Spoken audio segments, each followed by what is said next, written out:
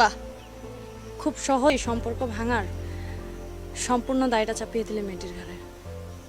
তুমি খুব ভালোভাবেই জানো সেম এজ রিলেশনশিপগুলো টিকিয়ে রাখা কতটা কষ্টকর।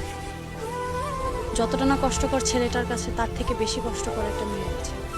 তুমি যেই কষ্টকে পাহাড় সমান ভেবে নিজেকে নষ্ট করছো, একবারও কি ভেবে দেখেছো অন্য কেউ তার চেয়েও বেশি কষ্ট নিয়ে নিজের ফ্যামিলির সম্মান রক্ষা করতে, সমাজের সম্মান রক্ষা করতে আমরণ চেষ্টা করে যাচ্ছে?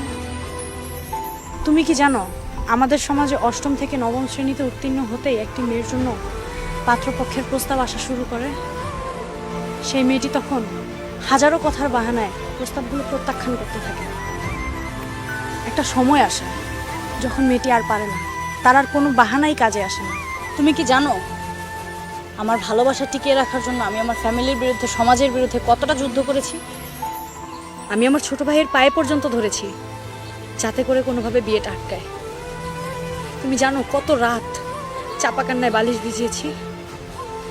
তোমাকে বলেছিলাম আমি কিছু একটা করো, কিছুই তো করলে না। তুমি চাইলেই পারতে আমার পাশে ছায়া হয়ে দাঁড়াতে,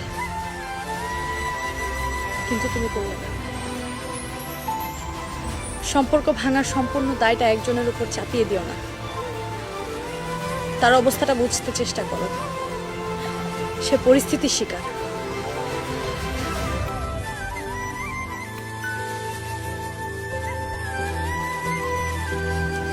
ইটস ওকে, আসি, খুব দেরি হয়ে যাচ্ছে আমার।